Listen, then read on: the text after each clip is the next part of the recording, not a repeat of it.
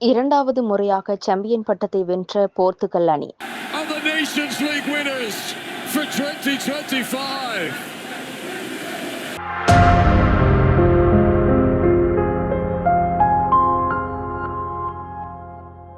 Nations league கால்பந்து தொடரில் இரண்டாவது முறையாக போர்த்துகல் அணி சாம்பியன் பட்டத்தை வென்றுள்ளது. ஜெர்மனியில் நடைபெற்ற இந்த போட்டியில் ஸ்பெயின் மற்றும் போர்த்துகல் அணிகள் மோதின. போட்டியின் 45வது நிமிடத்தில் ஸ்பெயின் அணி 2-1 என்ற அடிப்படையில் முன்னிலை வகித்தது.